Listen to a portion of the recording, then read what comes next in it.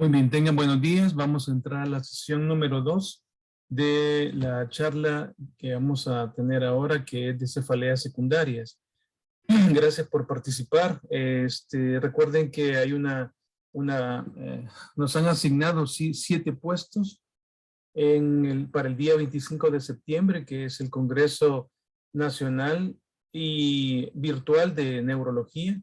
Entonces, ese es un día sábado, donde tendrán acceso también a todas las conferencias que tiene. Va a estar toda la SEM, que es la Sociedad Española de Neurología, y la actividad comienza desde las 7 de la mañana hasta el mediodía, y se van a transmitir en un salón paralelo las sesiones del Congreso.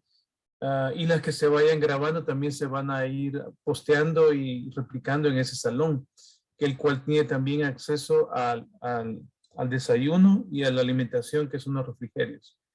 Muy bien. Decíamos en en la sesión anterior de que usamos un acróstico que se llama SNOOP4, donde la S son los síntomas sistémicos, la S también son enfermedades sistémicas. Hablábamos de que los síntomas sistémicos pueden ser focales, como el dolor mandibular, como debilidad mandibular, y puede estar relacionada con la existencia de, voy a apagar este teléfono, perdón, con la existencia de arteritis temporal, y los síntomas sistémicos pueden también sugerir la posibilidad de que haya enfermedades como HIV, por ejemplo, o tuberculosis o alguna otra enfermedad que produzca cefaleas por lesiones ocupativas, por meningitis, por encefalitis, por sinusitis también, etcétera. Dijimos que la N es los hallazgos neurológicos focales, como la debilidad del mentón, como el Nunchim, que es aquel adormecimiento del mentón, por ejemplo, o signos de arteritis temporal, que están asociados a cefaleas también en pacientes mayores. Es hablando de cefaleas secundarias de causa grave. Ahora vamos a hablar de la O, que es el onset, que dijimos que es aquel aspecto donde la cefalea se cataloga por la velocidad en que se instaura. De 0 a 10, nuestro 10 será la forma incapacitante, no es como lo dice el paciente, sino que como nosotros lo catalogamos, que es el grado de incapacidad que pueda tener un paciente. Ese va a ser nuestro 10. Entonces le preguntamos al paciente con qué velocidad se instala ese dolor de cabeza. Si es tan rápido como un aplauso, entonces catalogaremos a ese paciente como la posibilidad de que tenga cefalea de trueno o de thunderclap.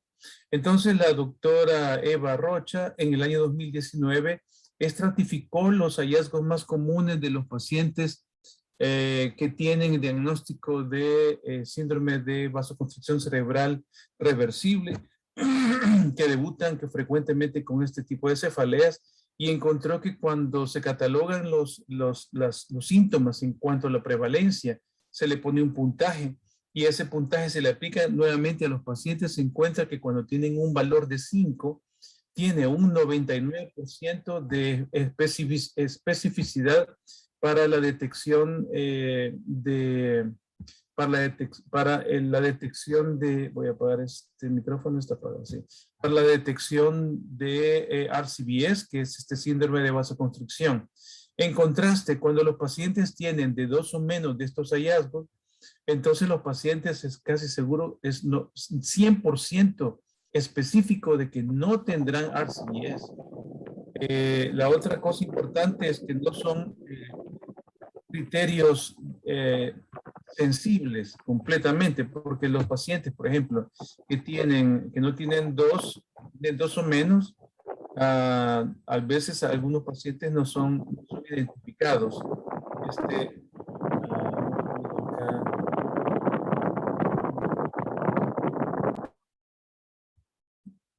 Traten de apagar sus teléfonos, colegas, por favor.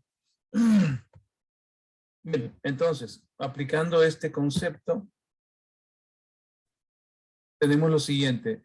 Este es el score, y donde vemos que los pacientes que tienen este tipo de cefalea de Thunderclap tienen un solo episodio o es recurrente, tienen ya 5 puntos. Voy a quitar esta ventana y la voy a mover para abajo.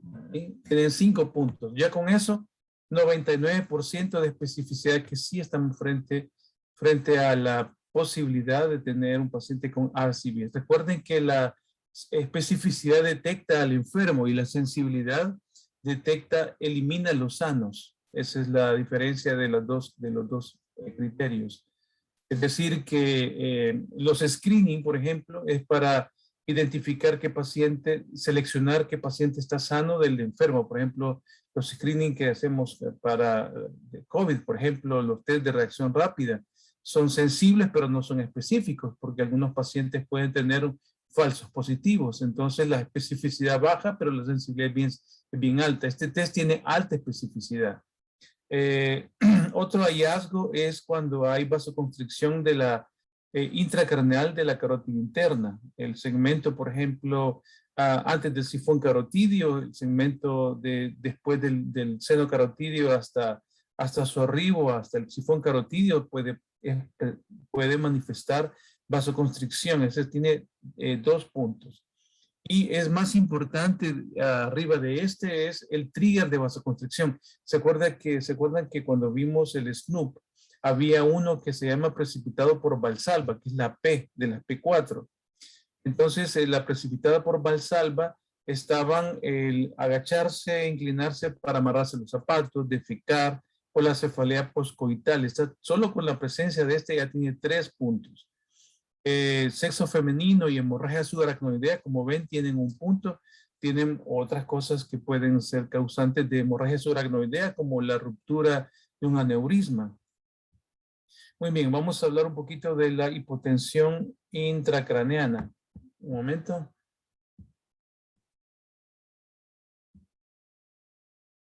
Un momento.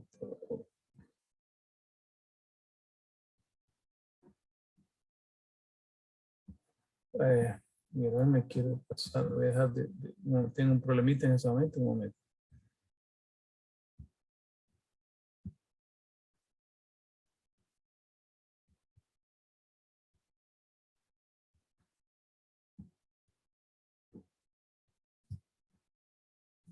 Gracias, perdón, tenía una dificultad acá.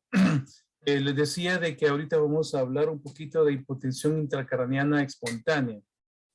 La hipotensión intracraneana espontánea es una patología no frecuente, pero es un problema cuando se presenta. ¿Se acuerdan de las P?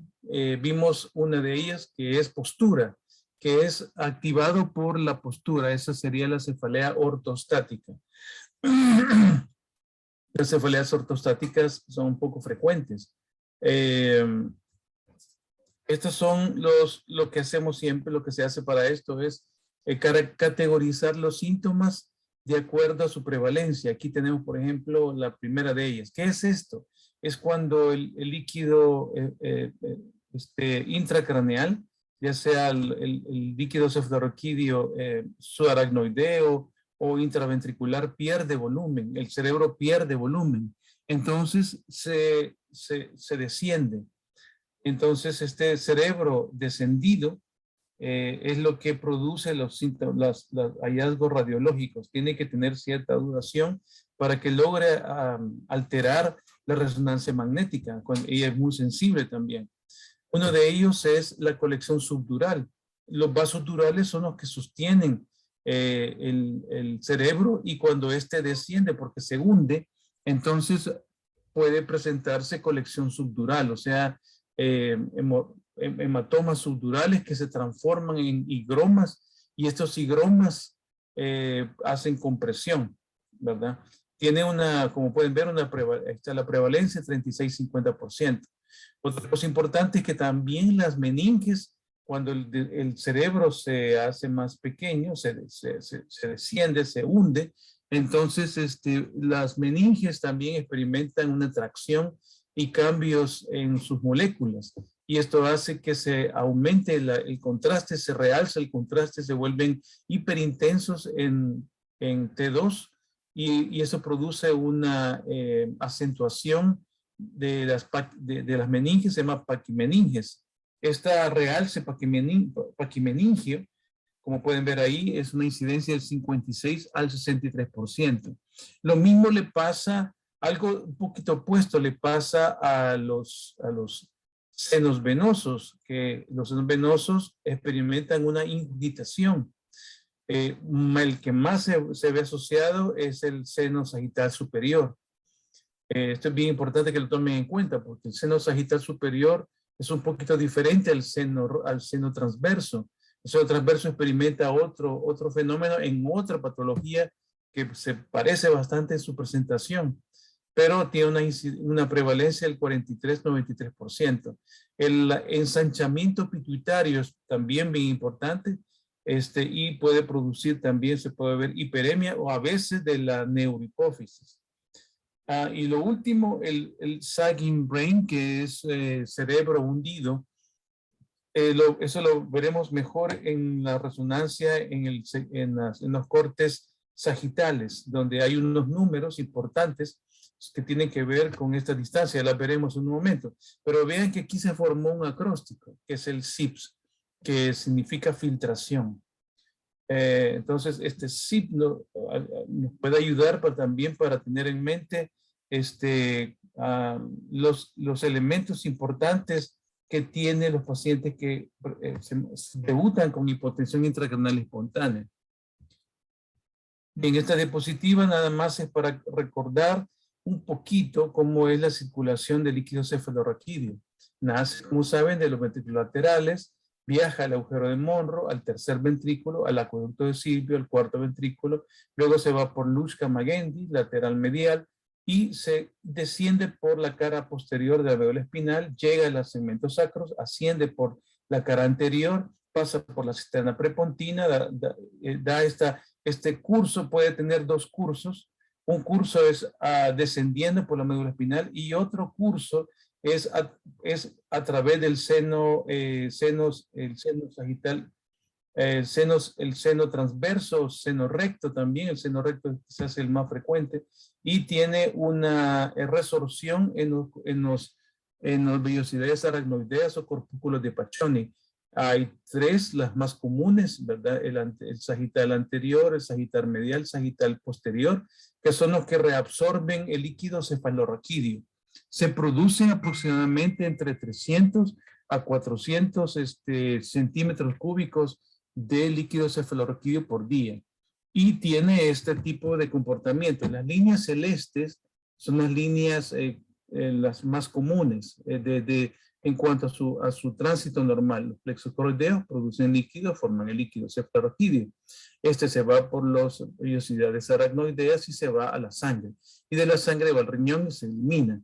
Pero también cuando dormimos, es una cosa que vimos en unas clases anteriores, les decía de que cuando dormimos el líquido cefalorraquídeo emite o elimina los productos de la neurotransmisión y lo lleva a la linfa. Esto se va por el líquido cefalorraquídeo directamente a la linfa. Y de la linfa se va a la sangre y se elimina por orina. También puede tener una transmisión a pesar de que hay barreras aquí en el líquido cefalorraquídeo con los espacios de Virchow-Robin y con el fluido intersticial y con la sangre, tienen sus propias barreras.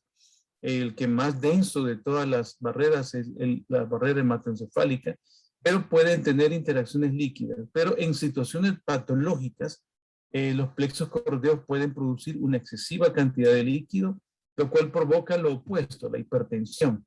Pero hablando de la hipotensión, se puede perder también por una conexión que haya entre líquido cefalorraquídeo y alguna, como la derivación ventrículo-peritoneal, cuando tiene una válvula muy abierta. Entonces eso puede producir esta reacción.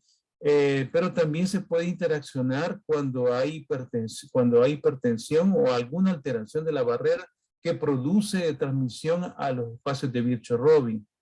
Serían las formas de hipertensión.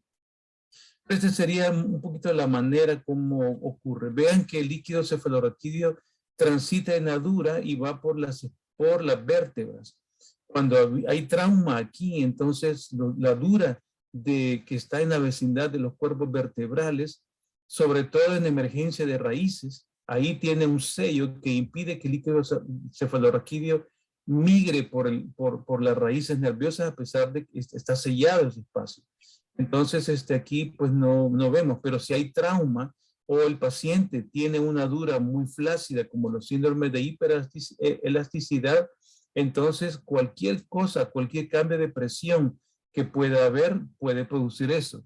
No sé si a ustedes les ha pasado o han oído que hay pacientes que cuando están deshidratados, los migrañosos pueden hablar de eso, que cuando están deshidratados les duele la cabeza. En la época de calor, por ejemplo, tiene que estarse hidratando con frecuencia, porque la deshidratación produce el mismo efecto también como que fuese una cefalea por hipotensión intracraneal, por fuga.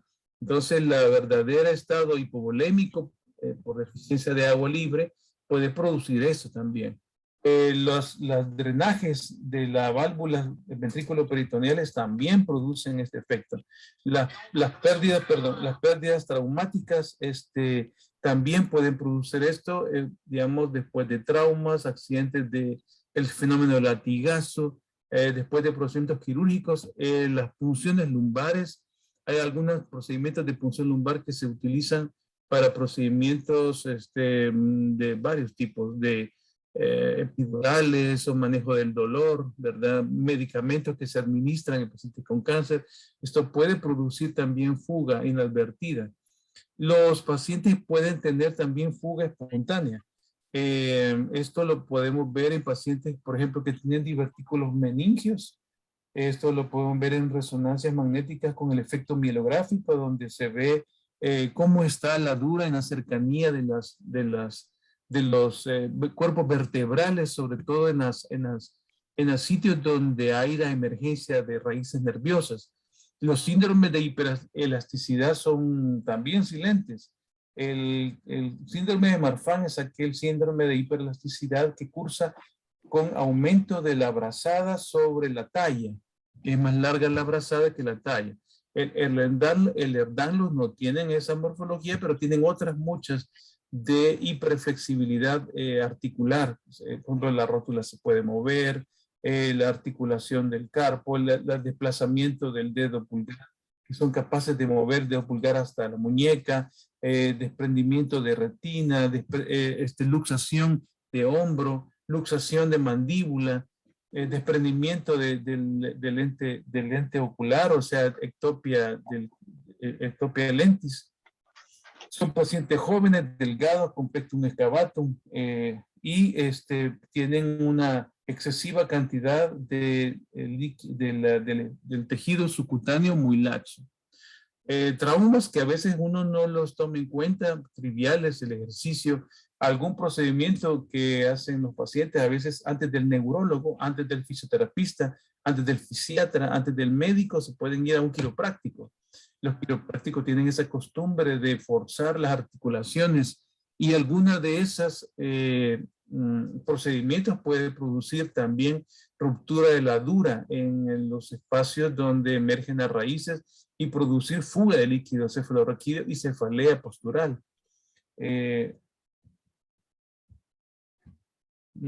Estas son, vamos a ver los SIPs por partes, ¿verdad? Vamos a ver las colecciones y la acentuación meningia. Estas son la acentuación meningia. Mire, este es un T1 con contraste. Ya vamos a ver que es T1, T2 y otro. No va a ser, digamos, tan explícito como lo pudiera explicar un radiólogo, pero sí una aproximación. Estas son el realce paquimeningio. Vean que esto no se debe de ver tan denso. Hay otras cosas que producen esta reacción. Los pacientes que tienen sarcoidosis pueden tener esta morfología. Los pacientes también que tienen metástasis de carcinomas también pueden tener esta reacción. Los pacientes que tienen granulomatosis, tuberculosa, por ejemplo, pueden tener esta apariencia. No solamente los pacientes con síndrome de hipotensión espontánea pueden tener esta apariencia por rasgadura de las meninges. Aquí también estas líneas de color café, perdón, de color verde, disculpen, son colecciones durales, son bilaterales, simétricas, y aquí podemos ver una realce de realce paquimeningia. Aquí pueden ver dos tipos de colecciones durales.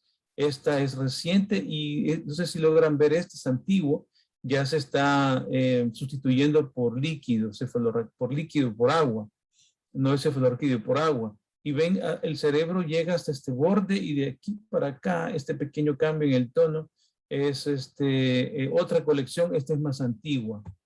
Esto puede causar compresión y puede afectar la marcha porque el homúnculo motor de las piernas se encuentra justo en esta región paramedial.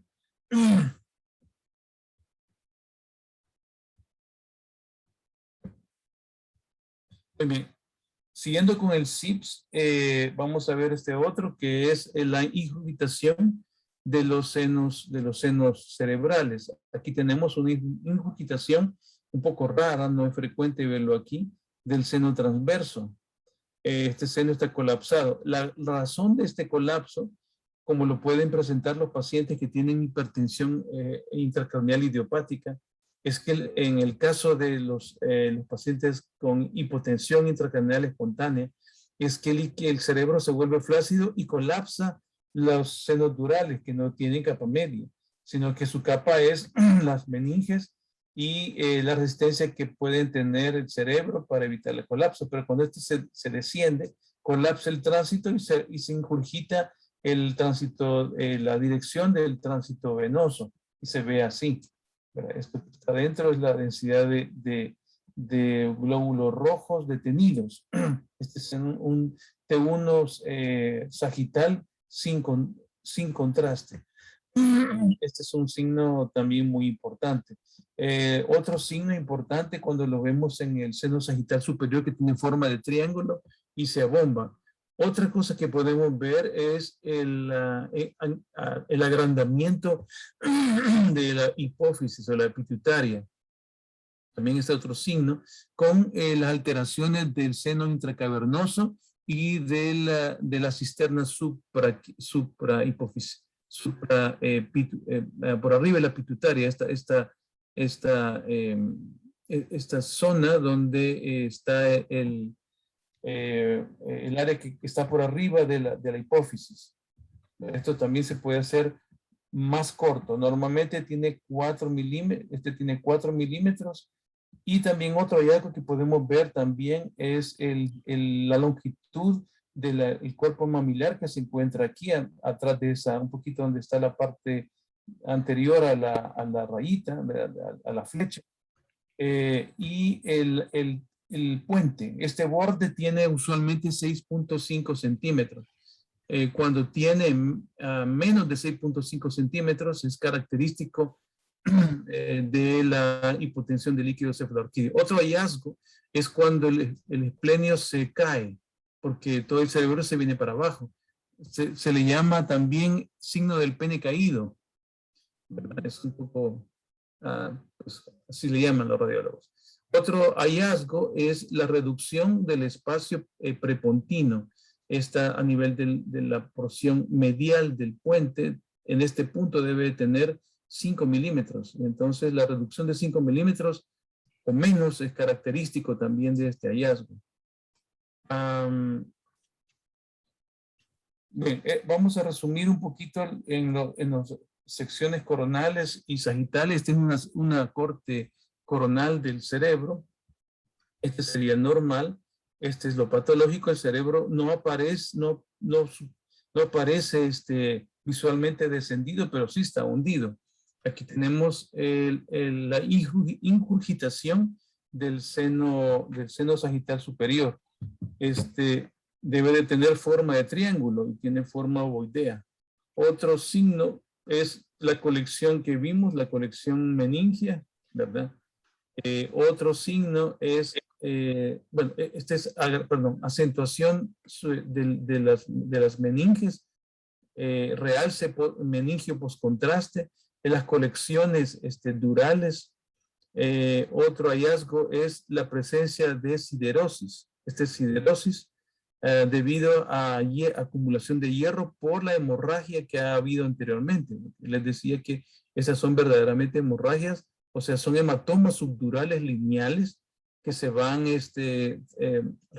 reabsorbiendo, formándose higromas, y entonces deja como secuela la presencia de depósito de hierro que llega hasta aquí. Vean que es diferente en este dibujo, pero sí se ve también en el cerebro. Este sería la prominencia la reducción más bien del borramiento de la cisterna supracelular. Normalmente debe tener desde este punto de la silla, este es la cara posterior de la silla turca, hasta la hipófisis, debe de tener un diámetro, una longitud de 4 milímetros, más de 4 milímetros. Aquí está reducido a menos de 4 milímetros. El seno intracavernoso también se hace más grande, no se colapsa, se hace más grande, más denso, ¿verdad? Debe tener una pequeña línea y se hace más denso. Y es lo que podemos ver en el corte coronal. La siderosis. Vamos a ver este otro. Este es el corte sagital. Este es el aspecto normal. Aquí este es los espacios, las longitudes de segmentos medibles, que son tres. Este es el seno, el ensanchamiento de la cisterna supracelular, que se borra, que se hace más pequeño. La cisterna supracelular está más corta, debe tener más de 4. El mamilo pontino, que debe tener 6.5. La cisterna prepontina debe tener 5. Y otros. Aquí tenemos también una herniación de la amígdala cerebelosa, que es producto del descenso. La prominencia del seno intracavernoso también, es otro signo también.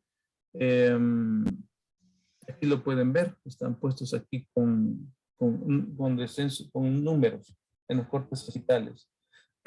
Y aquí está otro que podemos ver también, que es el esplenio caído, que no está puesto acá. Es un signo también que se ha observado en estos pacientes. Muy bien, entonces, tenemos los dominios que son 6, 3 son cualitativos y 3 son cuantitativos. Los que son cualitativos, el más importante de los cualitativos es este estrechamiento o borramiento o reducción del tamaño de la cisterna supracelular. Este es el más importante de todos. El otro importante es la ingurgitación de los senos durales, especialmente el seno sagital superior. El realce de paquimeningio es el tercero, que es muy importante. De hecho, estos tienen 3 puntos. Estos son 2 que son cualitativos, y el único cuantitativo que tiene más valor es la reducción del tamaño de la cisterna supracelular. Los demás, que son el diámetro mamilar, pontino mamilar y la cisterna prepontina, tienen menos valor. Entonces, altas posibilidades son cuando los pacientes tienen más de 5 o más. Intermedias posibilidades de tener síndrome de hipotensión espontánea son los pacientes que tienen de 3 a 4, y bajas posibilidades son los que tienen menos de 2. Retengan esto, por favor, que aquí voy a hacer un pequeño examen y voy a utilizar el chat. ¿Ya lo han capturado? ¿Lo tienen? Sí. Bueno, vamos a ir. Aquí lo vamos a ver en la tabla otra vez. La ingurgitación venosa tiene 2 puntos. El realce paquimeningio tiene 2. La cisterna supracelular menor de 4 milímetros es 2. Ahora, las que tienen 1 son la colección subdural, que son los higromas hematomas, la cisterna prepontina muy estrecha, menor de 5 milímetros, y la distancia mamilo-pontino, menor de 6.5 milímetros. Son milímetros, perdón, dije por centímetros, pero son milímetros. Muy bien, ahora vamos a ver la hipertensión intracraniana idiopática.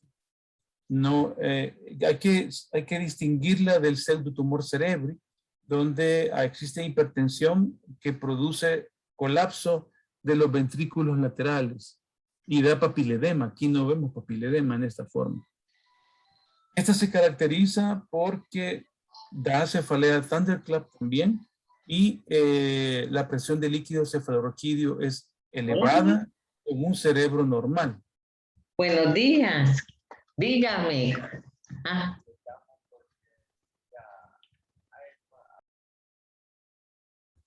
Bien, por favor apaguen sus, perdón, quítele el volumen o cierren el micrófono. Entonces, en los síndromes de hipertensión, es otra entidad diferente. No se ve ingurgitada la hipófisis, sino que se ve silla vacía. Fíjense que silla vacía en resonancia magnética con cefaleas representa el 17% de hallazgos que ellos reportan los radiólogos incidentales. Pero cuando vemos este hallazgo hay que combinarlo para ver si hay otros hallazgos de hipertensión intracraniana. Si solo tenemos silla vacía, sin clínica, sin cefalea, sin una cefalea del tipo thunderclap, entonces la silla vacía es incidental. Recuerden esto. Ese hallazgo, si ustedes envían una resonancia a los pacientes, van a encontrar de que esto es muy prevalente. 17% de los pacientes que van a una resonancia se les encuentra esto sin ninguna otra cosa.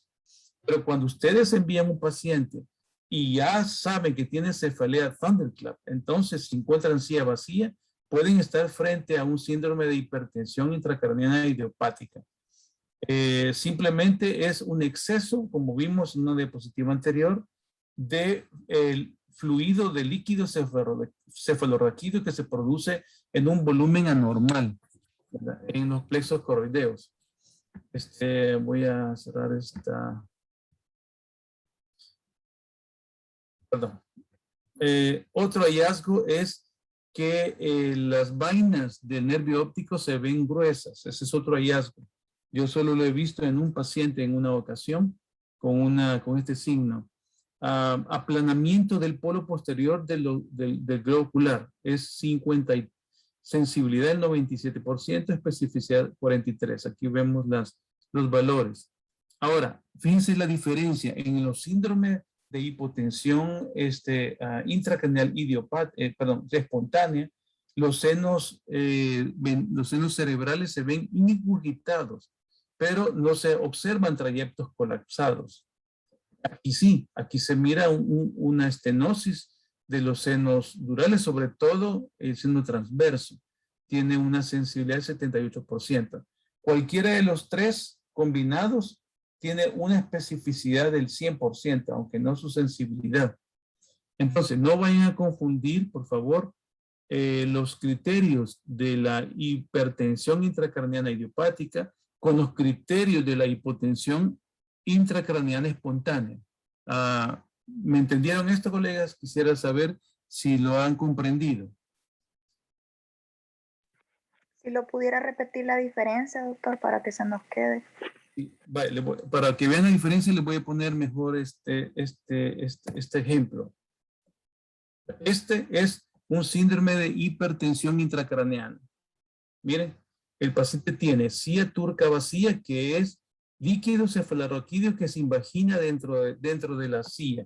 Eso quiere decir que tiene tanta presión adentro del cerebro que no parece o sea, aquí no se ve nada tumoral, no hay nada, pero este líquido es tan alta presión que se mete dentro de la silla, y la silla turca es este pedacito de filamento que se ve en la base de la silla turca. Ahí está la hipófisis aplastada.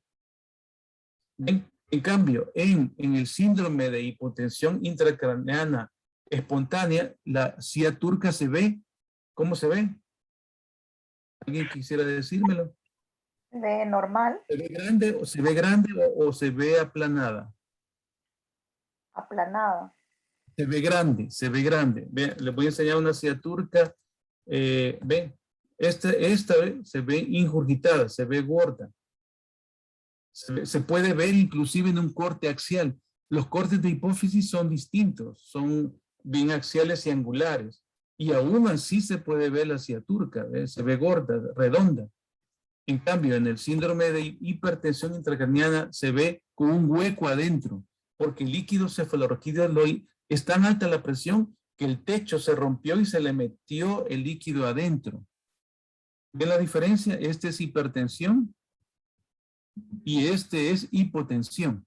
La ciaturca se ensancha, ¿verdad? El mecanismo dinámico que está detrás de esto es un poco complejo de entender, porque se debe debido a que el espacio de la cisterna supracelular se hace más pequeño y esa reducción del tamaño hace que la ciaturca se vuelva grande, posiblemente porque el tallo también se incluye dentro de la imagen de ciaturca. No lo sé muy bien yo por qué se ve esto, pero esto lo vemos más en hipertensión. Y aquella ciaturca gorda, abalonada, se mira más en hipotensión. Otra cosa, miren, esta de las vainas del nervio óptico se ven gruesas. El otro no tiene nada que ver con eso. El nervio óptico se ven normales y pueden ser bien gruesas y pueden ser inclusive simétricas. Luego, el polo posterior del globo ocular se aplana. Esto no, porque es tanta presión que la presión se dirige hacia el globo ocular y comprime la cara posterior. ¿Ahora sí me han entendido? Sí, hoy sí me quedó claro. Ahora está mejor, ¿verdad? Porque tiene mucha presión. Las estructuras se colapsan. Por ejemplo, vean esto. Esto es esta es una estenosis del seno transverso, ¿vean?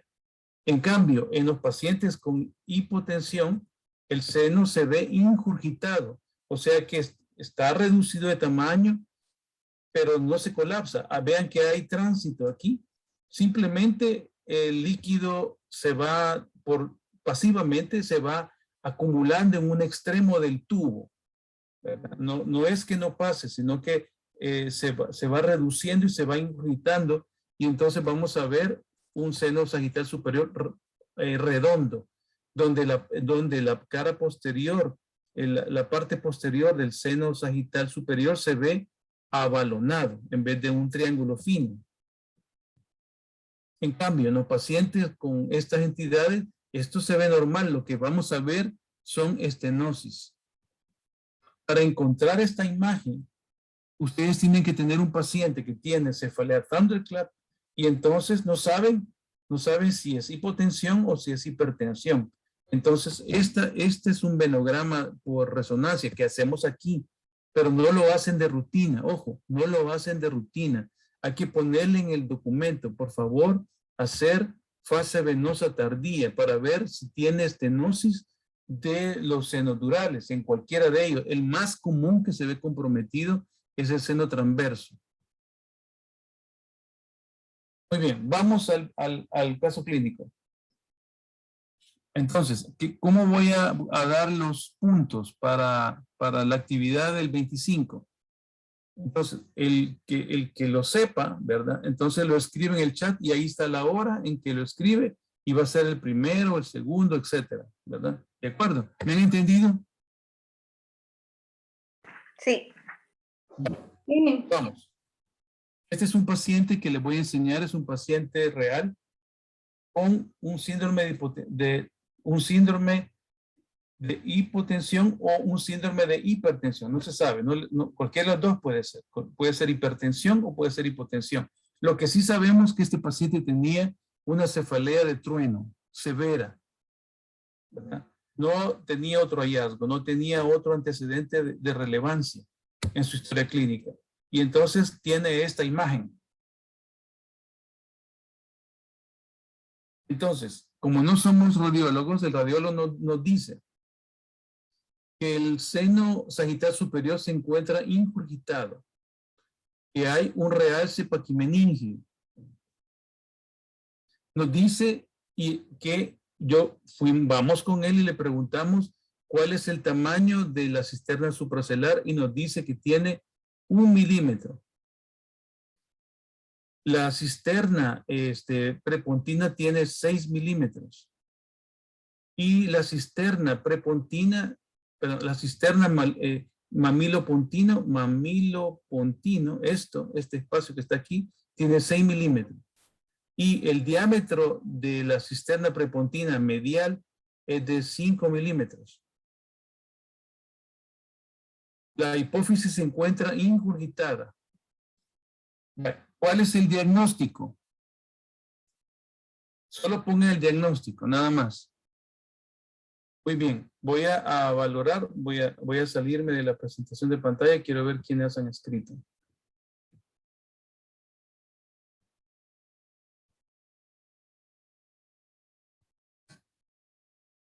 Ujú. Muy bien, están por puntos. En el chat no, ese es en el chat de Zoom. En el chat de Zoom, por favor, Elena. Elena Margarita Mata, por favor, en el chat de Zoom. Muy bien. Voy a contar hasta 3. 1, 2, 3. Perfecto. Respuesta. Vamos al caso. Ya tengo ahorita de contestaciones.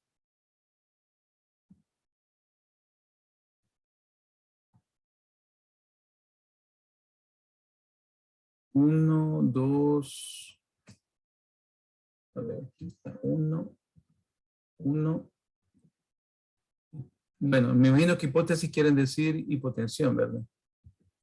1, 2, 3. Está Elena, Sandra Sánchez, Melissa Beatriz, Elena Guerrero, Katia Polanco, Margarita Mata, Luis, y ahí hay que verlos como uno, ¿verdad?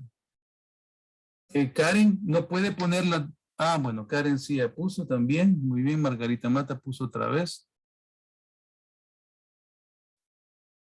Ya lo voy a contar después. Yo creo que ya tengo el volumen. Muy bien, respuesta correcta. Síndrome de hipotensión intracraneal espontánea. Ese es el diagnóstico. Felicidades a los que contestaron hipotensión. Muy bien. Vean que aquí hay otro signo que se llama signo del pene caído. ¿Se acuerdan que el esplenio es rectecito, verdad? Pero aquí está este signo. Vean que tiene también otro signo que es la herniación de las amígdalas cerebelosas en el ángulo del agujero magno. Ese es otro también. Perfecto, muy bien. Vamos ahora. ¿Cuál es el puntaje? Este es más difícil. ¿Cuál es el puntaje? Es de 0 a 9. ¿Cuánto tiene este paciente de hipotensión? ¿Qué es el puntaje de él? Comienzo la cuenta ya. Pongan en el chat de Zoom, por favor. Voy a dar unos segundos. Eric, por favor, en el chat de Zoom, por favor.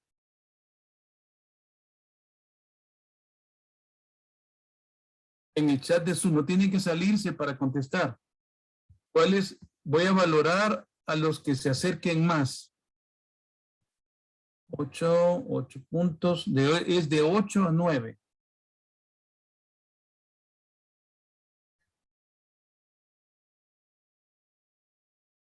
Les quiero decir que los que están ahorita escribiendo puntaje están equivocados. El que se acerque más, ¿verdad? Vamos a dar un minuto más todavía.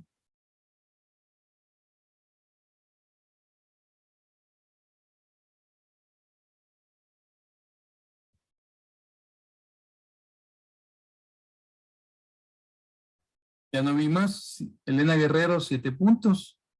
8 puntos. 6 puntos. Melissa. Entre los que han contestado, ya hay correctos. Entre los que están contestados, ya hay correctos.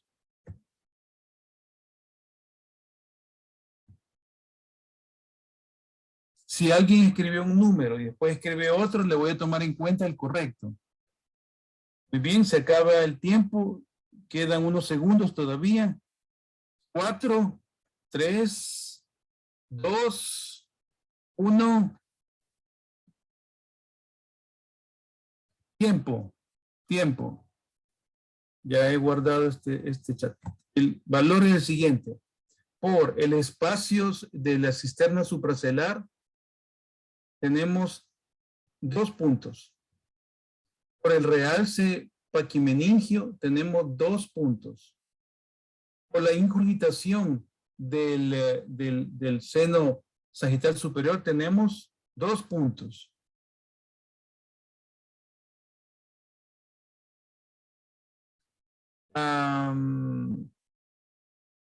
El diámetro mamilopuntino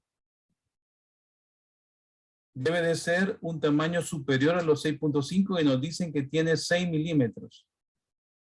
Ahí tenemos un punto. La cisterna supracelular, ya la vimos, la cisterna prepontina tiene 5 milímetros. Entonces, la respuesta correcta es 7. Los que se han acercado, bueno, hay unos que pusieron 8, otros pusieron, se acepta si ponen 6 también. Porque en el test el radiólogo me puso 6.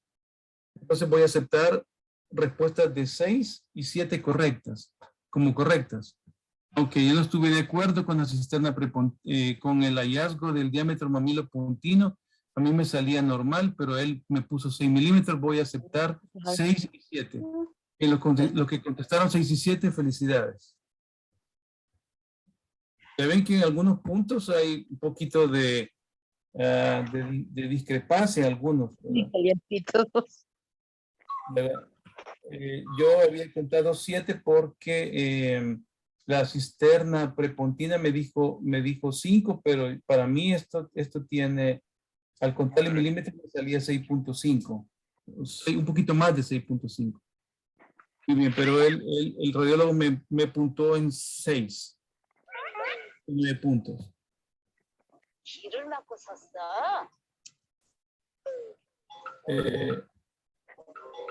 Voy a apagar los teléfonos.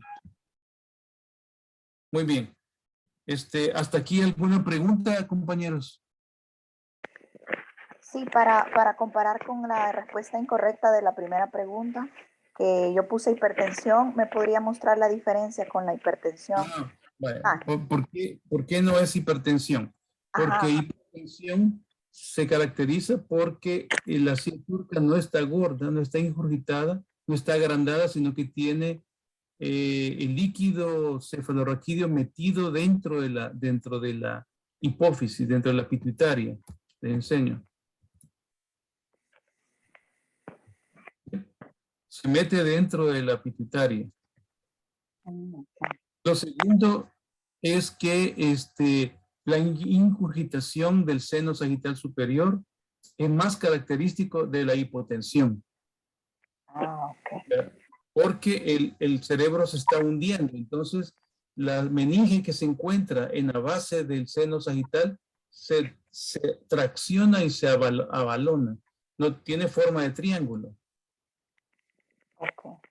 Tiene forma de triángulo. Esto es característico de la hipotensión. La otra cosa es que no tenemos un globo ocular. Hubiera sido un hallazgo positivo, que es el aplanamiento de la parte posterior de los globos oculares. Otra característica es que en la fase venosa que no tenemos aquí, hay un estrechamiento del seno sagital, del seno transverso, que no está aquí también. Es otra. Pero con esto, vea esto, mire, doctora. Esta es la herniación de las amígdalas, no debe de sobrepasar este límite que está de los bordes inferiores del agujero magno. Y mire la cisterna como se ve. Vea esto que le dije, que es el signo del pene caído, porque el cerebro se está descendiendo, se baja, y entonces todo se atrapa, se hace chiquito. En cambio, en hipertensión intracraniana idiopática no se mueve nada, solo tiene más líquido, pero el cerebro no se desplaza hacia abajo. Entonces no tenemos estos signos reducidos. La cisterna supracelular está bien plana. Mire cuánto tiene aquí, casi 1 milímetro. Debe tener más de 4. O sea que aquí lo que quiere decir es que el cerebro se ha venido para abajo. Se ha descendido hasta el seno, hasta el esplenio del cuerpo calloso está caído. Vean cómo se le mira el receso del esplenio. Mire el receso del esplenio cómo está, debería ser recto, pero está descendido. Ah, ok. Ok. Mire, le enseño una imagen. Mire, esto es hipertensión. Aquí el esplenio es dudoso, porque el esplenio aquí se ve también caído, ¿verdad? Pero por eso es que no se ha tomado en todos los pacientes el signo del pene caído, que es, que es el esplenio, como un signo, porque a algunos pacientes no se les puede distinguir. Pero en este cerebro esto es incompatible con hipertensión. O sea, este signo que está aquí no es característico de hipertensión. Esta reducción del espacio aquí, del receso de la cisterna supraquiasmática o hipoficiaria está muy pequeño. Ok. Gracias. Bueno, 4 cosas que producen, que producen reacción paquimeningia, no solo es esto: sarcoidosis, granulomatosis, ¿verdad? Langitis primaria suele dar esto también. Las granulomatosis puede ser tuberculosis. La tuberculosis siempre la vemos en la base de las meninges, ¿verdad? No la vemos tan arriba, ¿verdad? La sarcoidosis, la carcinomatosis también puede dar esta imagen, no solamente este síndrome. Bien, vamos a ver algunas imágenes, algunas secuencias útiles en la resonancia magnética. Con respecto a la premiación, como lo voy a revisar posteriormente, porque no lo puedo hacer en tiempo real ahorita, me tomaría mucho tiempo. Bueno, estas son las,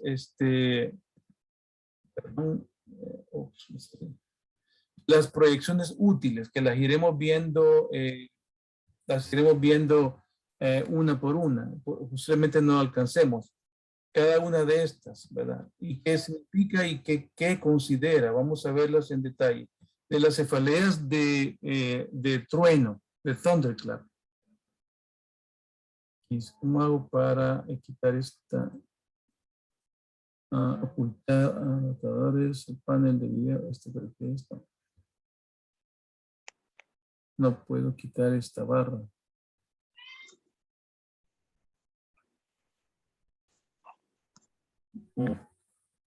Entonces, aquí, estas son las que vamos a ver. Vamos a verles en detalle. Bueno, la primera es, ¿para qué nos sirve en la cefalea thunderclap o de trueno la secuencia T1, T2? Porque esto nos excluye los acumulación de sangre o moléculas de hidrógeno o moléculas de agua detenida, que es sinónimo de isquemia o de algo que se ha infartado. En hipófisis no sirve. Pero ¿qué es T1 y qué es T2?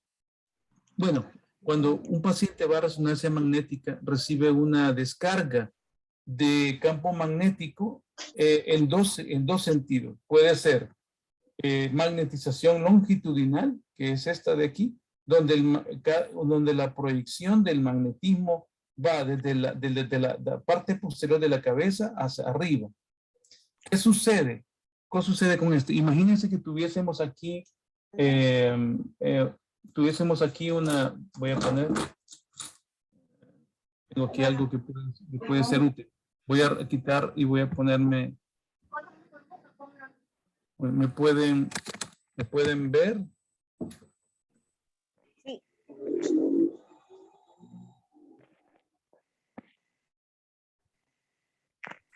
Voy a quitar este filtro. Ninguno. Muy bien. Bien, entonces, vamos a simular que esta es una cabeza.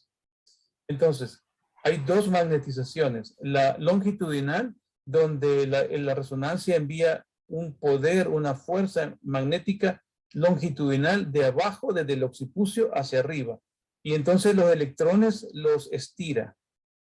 Así como estoy estirando esta esta cosita que sirven para amarrarse el pelo, ¿verdad? Entonces, los electrones se mueven, se desplazan su spin propio, en este sentido, en el eje de las ordenadas. Entonces, cuando termine el poder de magnetismo, entonces ellas recuperan su posición original en el eje de las ordenadas. Esta recuperación produce una energía que la máquina la detecta y entonces produce una gráfica donde se va recuperando la energía en el tiempo. Como los electrones y los protones y la densidad de cada, producida por cada elemento es distinta de acuerdo a su valor intrínseco, a su número atómico. Entonces, esa diferencia de recuperación del estado original posterior al magnetismo es lo que hace el T1. Se llama magnetización longitudinal. En cambio, la magnetización transversa, el cerebro está aquí, pero experimenta un desplazamiento de energía en el eje de las abscisas, lo que produce que los electrones o las moléculas se desplacen en este sentido. ¿Ven? ¿Ven cómo se estira esto en este sentido? Entonces, en el eje transverso, en el sentido de las abscisas, cuando el electrón o cuando las moléculas recuperan su estado original, produce también una captación de energía debido a ese cambio en el spin eco que tiene cada molécula. ¿Me entendieron? Sí. ¿Sí se entendió? Sí, se entiende. Longitudinal, magnetización longitudinal de abajo para arriba produce T1. Magnetización transversa produce el T2, que es como el recíproco. Voy nuevamente a la pantalla. Entonces, cuando el spin del eco en la magnetización longitudinal recupera su estado original en el tiempo, entonces nuevamente va adoptando, yo lo que hice fue moverlo hacia arriba. Cuando el spin va estabilizándose en el tiempo, produce esta curva. Entonces, hay esto se llama tiempo de recuperación. O sea, recupera su estado original. Ningún elemento tiene la misma capacidad de recuperarse de la misma manera. Por ejemplo, el agua tiene un TR o tiempo de recuperación más largo. La grasa lo tiene más corto. Entonces, el agua produce oscuridad, que se va a llamar hipointenso, y la grasa se vuelve hiperintensa. ¿Entendieron eso, amigos?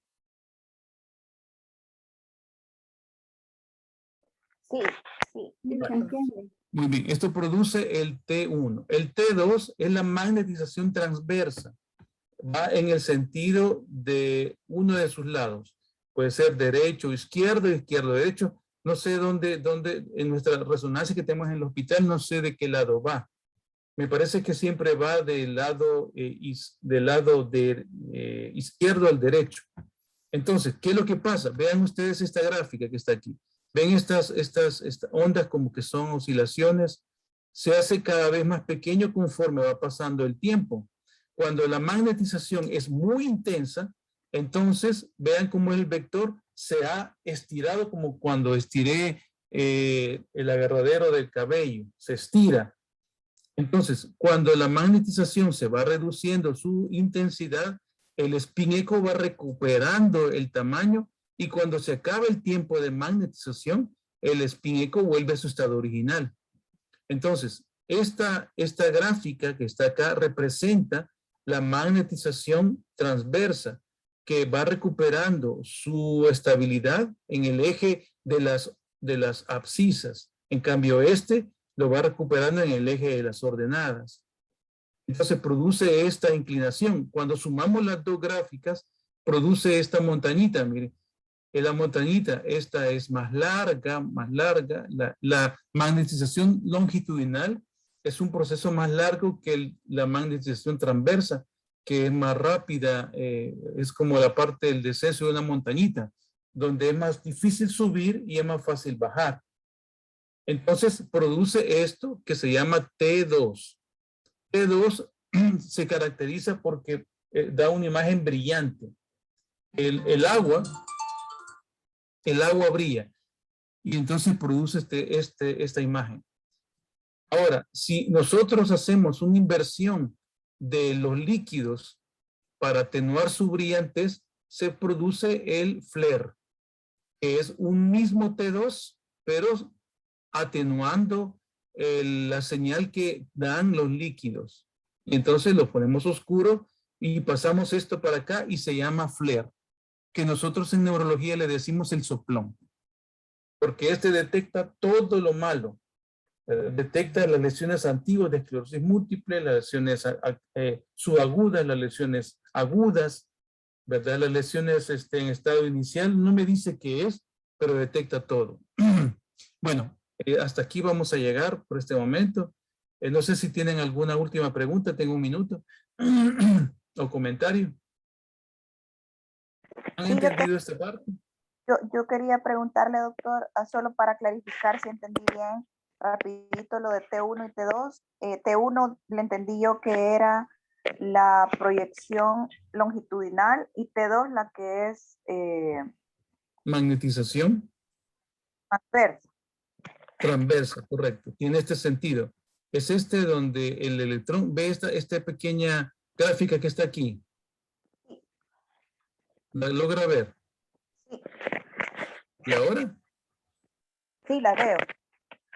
Ve cómo cuando es mayor la magnetización transversa en el eje de las abscisas. Ve cómo el electrón se alarga, se estira, como que estoy estirando un hule. Cuando va reduciéndose la intensidad, el electrón va acortándose conforme a su estado original. Y hay un momento que termina. Entonces el electrón recupera el spin echo, que es uno como que fuera un de esos juegos de jacks, que yo lo roto y entonces se mueve y además de que gira sobre sí, se inclina, ¿verdad? Entonces es lo que quiere expresar acá. Entonces ese cambio en esas direcciones de los electrones y cuando ellos recuperan su estado original es lo que produce esta diferencia y es lo que graba la máquina en forma de una serie numérica que transforma en imagen y produce el T2, donde los líquidos brillan. Y el flare, que es un T2, pero con atenuación de los líquidos. Por lo tanto, los líquidos los vamos a ver oscuros. Sí, que es el que detecta todo, dijo. Es el que soplón, le decimos. El soplón. Si un día ustedes quieren tomarse una resonancia y ver si tienen algo malo y quieren que ayudarle el radiólogo, diga, tómenme un flare coronal, un flare axial, y con eso se mira todo lo malo que puede tener. Ok. Gracias, doctor. Bueno, vamos a quedar hasta acá. Nos vemos, amigos. Mucho gusto. Gracias por haber atendido este llamado a esta actividad. Hasta luego. Nos vemos, amigos. Nos vemos, cuídese. Gracias, Bendiciones. doctor. Hasta el Gracias, otro doctor. sábado. Muy Hasta el otro amable. sábado. Muchas gracias. Nos Gracias. vemos. Hasta el al siguiente sábado. Hasta luego. De acuerdo, hasta pronto. Semana.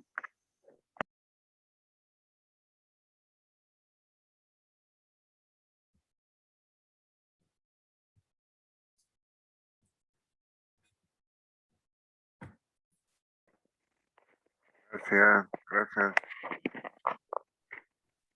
Hasta luego.